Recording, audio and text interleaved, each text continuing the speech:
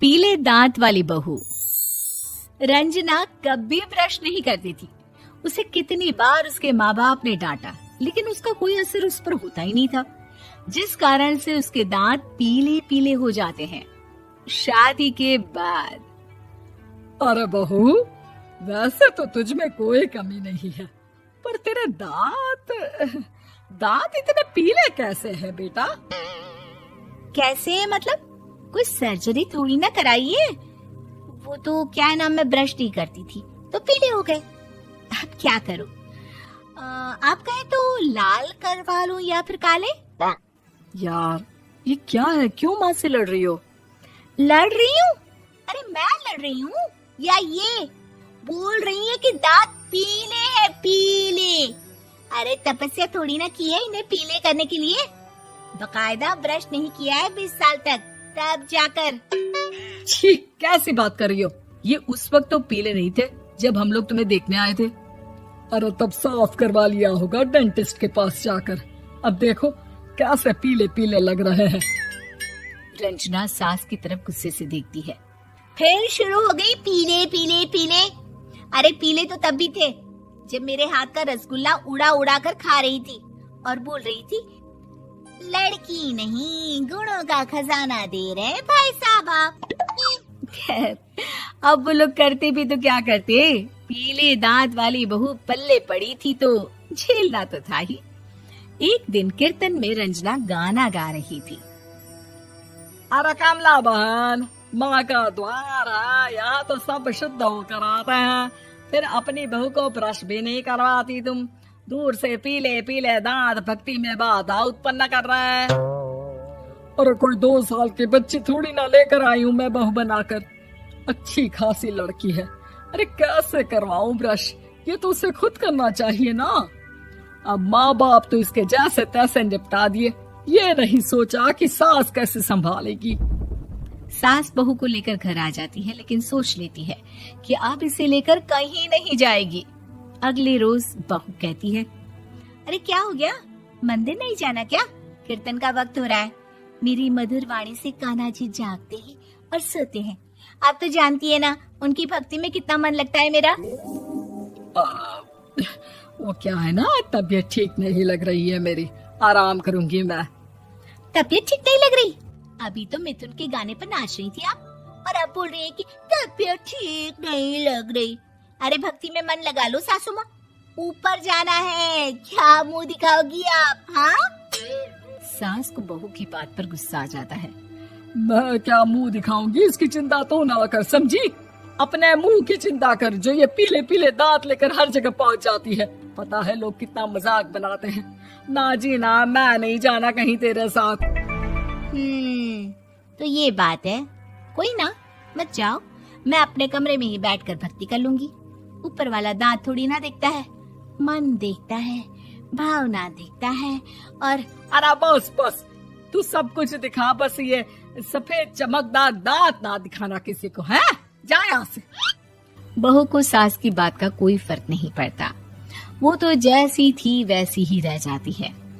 सुबह नहाकर किचन में खाना बनाना, फिर खाना खाना, कीर्तन भजन करना और सो जाना। एक दिन, माँ जी मैं सहेली के घर जा रही हूँ, शाम को लेट आऊंगी। हाँ हाँ तो जाना, मैंने कौन सा तेरी आरती करनी है घर पर बैठकर। रंजना सहेली के घर जाती है, जहाँ वो पार्टी में जाने की तैयारी कर रही होती है। अरे शिखा, कहाँ जाने की तैयारी कर रही है? मैं गलत वक्त पर आ गई क्या? अरे नहीं यार, उल्टा सही वक्त पर आ गया। मैंने ये साड़ी और ज्वेलरी निकाली है यार, शाम को इनके ऑफिस की एक पार्टी में जाना है। बताना कैसा लग रहा है ये सब? नहीं यार, इस ड्रेस के साथ तो वो वाली ज्वेलरी अच्छी लगेगी। हाँ हाँ सही बोल रही है, मैंने ध्यान ही नहीं दिया। वैसे तो हमेशा से मस्त फैशन सेंस रखती है। तो बड़ा जाती होगी ना पति के साथ पार्टी में। रंजना कुछ नहीं बोलती, बस सोचती है कि यार काश ये बात सही हो जाती, पर मैं क्यों नहीं जाती पार्टी में? क्या इन लोगों की कोई पार्टी होती नहीं होगी? रंजना घर आती है और रात में पति से सवाल करती है, एक बात बताइए, आप मुझे किसी पार्टी में क्यों नहीं ले जाते? क्या आपके यहाँ ऑफिस में पार्टी नहीं होती? पति बेचारा क्या कहता कि दांत पीले हैं तुम्हारे इसलिए।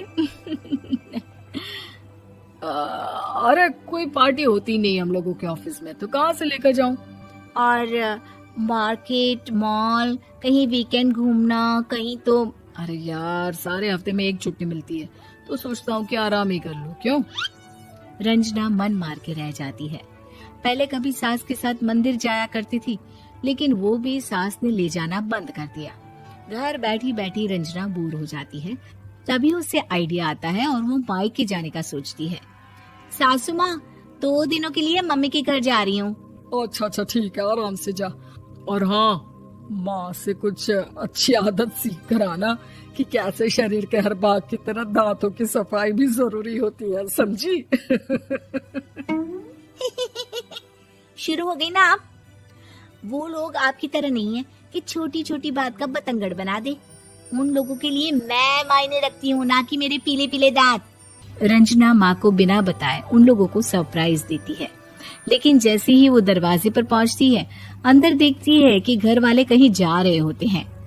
अब माँ, काश रंजना दीदी के दांतों वाली प्रॉब्लम नहीं होती, तो वो भी हम लोगों के साथ चलती ना बुआ जी की बेटी की शादी में।